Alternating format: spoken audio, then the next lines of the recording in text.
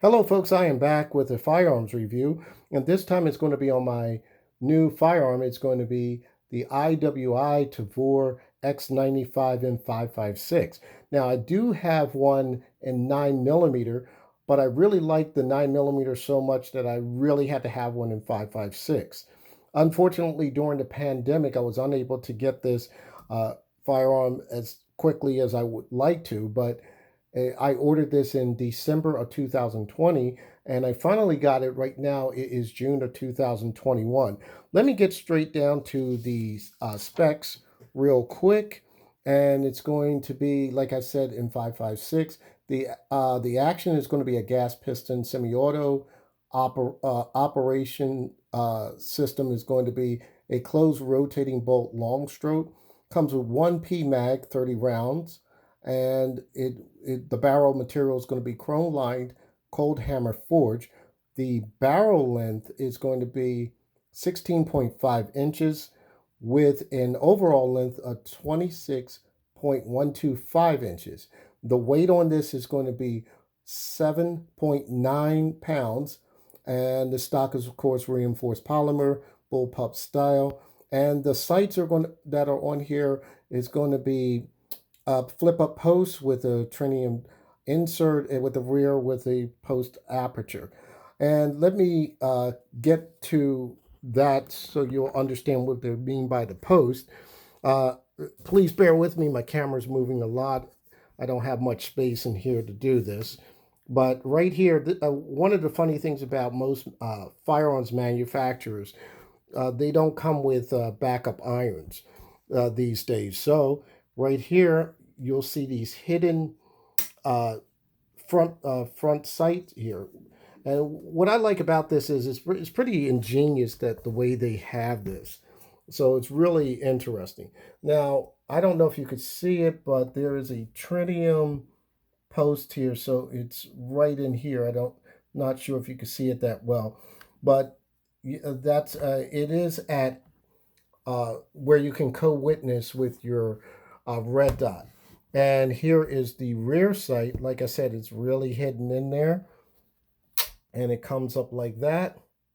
And you can use this aperture to co-witness and look through, or use this. I've seen people shoot this without a red dot at all.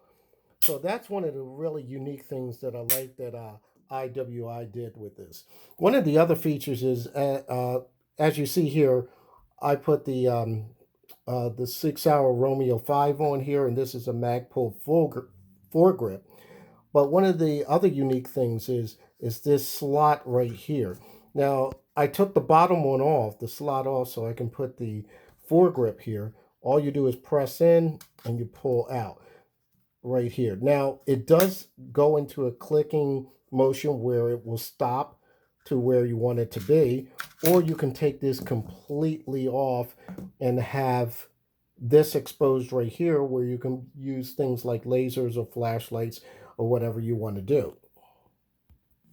Sorry about that. I paused the camera because I cannot do this with one hand. Okay, going further with the grip here. The grip here, it's kind of funky looking, to a little bit space age, and I tend to like firearms that are a little bit different and have that space age look or futuristic look, but they have to be functional, like the copperhead and like this one. This grip here, you can remove this grip and buy another one from IWI, and it will just be the straight handle here. That's why you see this section here and this area for the screw right here. Uh, the other things you notice about this are the controls. The controls are mostly ambidextrous. You have your magazine release here, of course, your selector switch here for safe and fire. And if you look on the other side, it is also on the other side here with the magazine release. Now you can move that switch over to the other side for you left-handed people. I'll talk about the left-handed people. There's a big complaint about this regarding left-handed shooters. All right, here's your charging handle right here. It's a non-reciprocating charging handle, and Uh, One of the things about this, you can move this on the other side as well if you're a lefty. Uh, and one of the other things you're saying to yourself when you're looking at this, well, how do you release the bolt? So after you charge the charging handle, like on a particular, like an AR, uh, you would pull this back, and this right here is a bolt release. There's this little toggle right here. Now I'm going to pause the camera and set that up so you'll see what I'm talking about. So stand by. Okay, just so everyone would know, I know the YouTube gods are out there. They're going to probably scream and complain, but it's hard for me to show clear on this. Trust me, this firearm is not loaded and it is clear. And as you see here, the the charging handle is moving back and forth, similar to like a charging handle on an AR once you had the bolt back. Instead of having a bolt release on here, it is actually in the rear right here. And I'll explain that function in one moment. What you would have to do is when you seat your magazine in, you would just tap this right here. And I'll demonstrate that. I forgot to bring the magazine in. Okay, folks, the magazine is now in. So I'm going to try to release it real quick. So when you're doing a reload, the way they train to show you how to train with this thumb right here, and this is your loading hand right here. What you're going to do is seat the magazine in. You hear that click, and you're going to use your thumb, and you're going to hear the bolt go forward. And that's how that works. Similar to what an AR is like. So it's just a different training style that you would have to do. I've seen people in other videos and training videos that, if I can't do it in this small space. But what they're doing is they're canting the firearm over. They're putting the magazine in, and they pretty much jam the magazine and release the bolt. Now, one of the things that the IDF did with this particular firearm is they wanted this firearm because they are still using M4s, but they wanted something that didn't require too much training. That's why everything is pretty much identical in function with the M4s. The only difference is this portion right here for the bolt release. Now to give you a comparison in size of a AR-15 versus the X95. As you see here, this is a very compact and short package right here. Now, this is basically with the IDF, they use these for, let's say, close quarters battle or clearing homes. And the thing about that is the barrel, unlike on the AR here, it's pretty much extremely long. But don't let this deceive you. That's a 16-inch barrel, and this is a 16-inch barrel. The difference is the barrel is pushed back, and all the mechanisms are to the rear here. So there might be some advantages to having this in a compact package here. So don't get this confused as a short barrel rifle. This is an illusion. This is just a barrel length is in the back. So when I did my paperwork, this is registered as a rifle, not like, let's say, a AR pistol or anything of that nature. So this is what you can see the difference on these two particular firearms. One of the big complaints, and I'm going to get into some negatives about this, referring to my notes here. One of the biggest negatives about the Tavor is I don't know about the previous models. I know they had the first gen, and then they had another generation that was similar to this. I do not know what the issue is about the gas in the face. Now, a lot of shooters, and if you can search this up on YouTube yourself, there are some people that complain about the gas in the face. Suppressed or unsuppressed, people complain about the gas in the face from shooting these. I had no problems with that at all. No problems at all. So I don't know what it is. Maybe it was something with maybe they upgraded it, I can't tell you. What a lot of other people do is a lot of people were talking about how bad the trigger is. Rabbi just sent me a message wanting to know if the trigger was bad. I think the trigger was somewhere around the 5 or 6 pound pull, somewhere around there. I don't have a gauge, so I can't really say that to be accurate, but I've heard that these were in excess of 7 and 8 pound trigger pulls. I heard the triggers were horrendous. So companies like Geisley, they have a trigger pack, and the trigger pack goes in here. It would go into this little box here, and then would change out the whole feel of the trigger. That's one of the upgrades that people do to that is they change the trigger pack to make it a lighter trigger. Manicure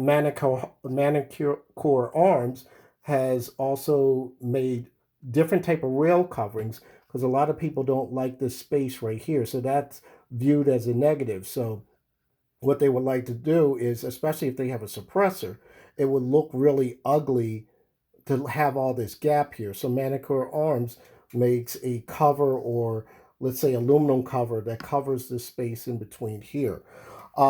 Referring to gas in the face, Manicure Arms also makes a part that this is where the gas system would work at. There's a particular portion here. They use a piece here to prevent the gas in the face over here. I forget the actual part. I'm drawing a blank on it. But the aftermarket companies have done that to prevent the gaseous issues. Some of the butt pads can be replaced as an upgrade. One of the other major issues, and this goes to the people that are left-handed. The people that are left-handed, they're going to have a problem with the way the shell casings eject. It would basically, if you're left-handed, I guess it would hit your left cheek because of the way the casings come out after it's shot out. There are conversion kits where you can move this section where it ejects out over to here. Now I know there are accessory parts from IWI that you can make that change. Also, IWI does make a left-handed version of this, so it's not all doom and gloom. You might have to contact IWI directly for a left-handed version of this. Like I said, the charging handle can be moved. Some people do complain about the charging handle rubbing against their hands. I don't have an issue with that because my hand is up here, so I'm not even touching this right here under recoil. Other than that, I really like the Tavor. I like the way it shoots. It has a different type of impulse when you're shooting it. I forget that I'm shooting a 5.56 or 2.23 ammo out of it. I really forget about it because it's that soft shooting. It is very accurate as well. I will show you some targets momentarily, but I really like this firearm. It is, in my opinion, a little heavier than this one. This is the lightweight version of the Daniel Defense V7.